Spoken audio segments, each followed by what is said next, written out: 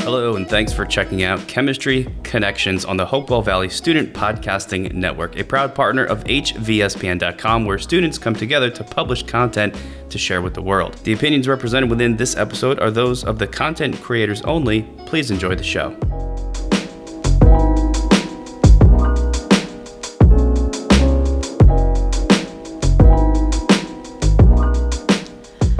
Everyone, welcome to Chemistry Connections. My name is Zoe Reznik and I am your host for episode 6 called Chemistry of Cookies. Today I will be discussing the science behind your perfect chocolate chip cookie. So everybody has the perfect chocolate chip cookie in mind, whether it's your grandma's favorite or your favorite bakeries or even the cute little cookie from Starbucks. You have that cookie that makes a party in your mouth. And every chocolate chip cookie has a different set of chemical properties and reactions that give them their unique textures. Whether your idea of the perfect cookie means it being chewy or crispy or soft, there's a specific set of ingredients that give your cookie that wow factor. So a little history behind the cookie, or not history, but just some background. Every cookie has the same base ingredients: flour, sugar, eggs, and butter. It's really what you add to that list of ingredients that makes the cookie what it is. So in this episode, I'll only be diving into the types of rising agents you use in your cookie and also the different types of sugar you can use in your cookie. So to begin our investigation of the cookie, we'll be talking about the types of rising agents you use, specifically baking soda and baking powder. And there's this cute saying I found somewhere, I forget where, but it's soda spreads and powder puffs. And this is a really great way to remember what baking soda and baking powder do for your cookie.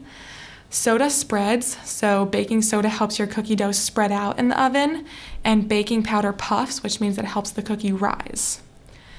Adding more baking soda will create a denser cookie that's flatter and not as soft.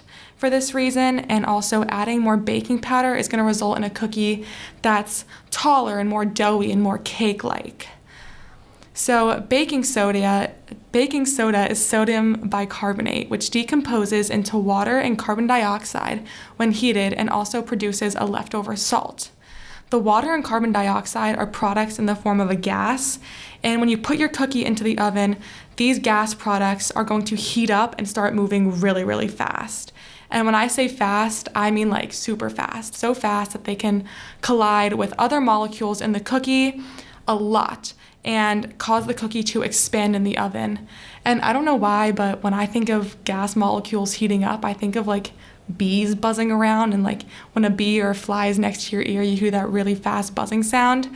That's kind of what I think of when I think of gas molecules going fast when they're heated.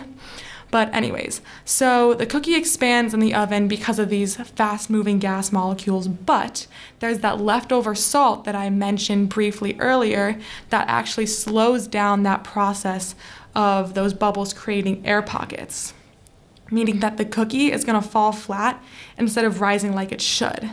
So this is where the baking powder comes in to help the baking soda. Baking powder combines that sodium bicarbonate from the baking soda with an acid that helps the cookie rise. So the sodium bicarbonate is a base and the baking powder puts in an acid. This combination is a mixture of an acid and a base, as the acid used in the baking powder will donate an H+ to the sodium bicarbonate from the baking soda, neutralizing the effect of that excess salt, helping the cookie to puff up more and not just fall flat. And that's a little Bronsted-Lowry chemistry for you there. So basically, depending on how fluffy or dense you want your cookie, you should adjust your baking soda and baking powder accordingly. I personally like a good mix in between of like a flat, crispy cookie and a nice doughy cookie. So I look for recipes with an equal ratio of baking soda to baking powder, but you can really mix and match based on your preferences. So the next part of our baking adventure is the type of sugar used in chocolate chip cookies, and you have a plethora of options here.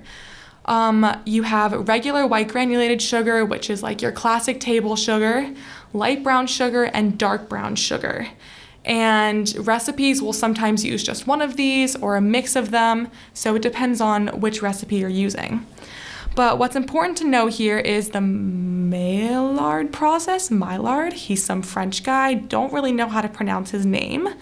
But the Maillard process is a chemical reaction between amino acids and reducing sugars in the cookie that allow the cookie to caramelize, which is like get that brown coloring, and it also gives out an intense, rich flavor in the cookie.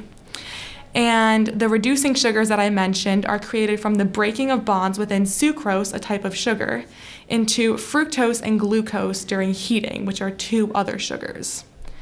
Sucrose and fructose are highly polar, so they can form hydrogen bonds with water molecules in the cookie, allowing for greater water retention in the cookie or less evaporation of the water.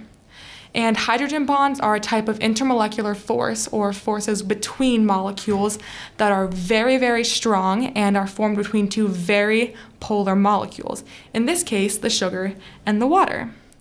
Since they're so strong, they're really hard to break, and when the cookie undergoes heating, those really strong hydrogen bonds keep the molecules together and allow the water to stay within the cookie. This means that your cookie is going to come out moist and fluffy, and it gives it that really like soft texture. White granulated sugar does not undergo a strong Maillard reaction because it doesn't contain as much of those important reducing sugars.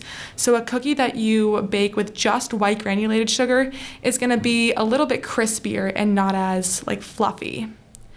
Dark brown sugar undergoes a much stronger Maillard reaction and will produce a softer, chewier cookie because of all the reducing sugars it has and all the water that's retained within a cookie with dark brown sugar. And light brown sugar is somewhere in the middle. So basically, to make a crispier cookie, you want a lighter sugar. And to make a puffier, cakier cookie, and also a chewier cookie. Chewy cookie lovers, this is for you. You want dark brown sugar. And this is because you want those reducing sugars to make to keep the water inside of your cookie and make your cookie chewy. So just to summarize, a lighter sugar is a crispier cookie and a darker sugar is a chewier cookie. And I know you must be wondering, how did you come up with the chemistry of cookies? That's so random. But chocolate chip cookies are my favorite dessert in the whole wide world. Whenever there's like an option of what I want, muffins, cake, cookies, I always go for the chocolate chip cookie. My sister has been baking for years and I always admired her baked goods as a child, but especially her chocolate chip cookies. Fun fact, she just sent me an Instagram reel of brown butter chocolate chip cookies and she promised that she'd make me them when she gets home. And I am holding her to that because I am so excited for chocolate chip cookies that I have not forgotten. Sorry, a little tangent there, but I've been looking for a perfect recipe for chocolate chip cookies, and so I figured that this podcast was a good excuse to try out a whole bunch of different recipes and bake tons of cookies and just eat them. And what I can confirm is that the best cookie is a brown butter chocolate chip cookie. They usually use dark brown sugar, so they make it really chewy, and especially when they're fresh out of the oven, they just are so perfect, and it's like a soft pillow, and I'm running out of adjectives to describe how good it is. But yeah, brown butter cookies with equal ratios of baking soda to baking powder, so you get that good mix of crispy and chewy, the best cookie ever. So anyways, thank you for listening to this episode of Chemistry Connections. For more student-ran podcasts and digital content, make sure that you visit www.hvespn.com. Thanks.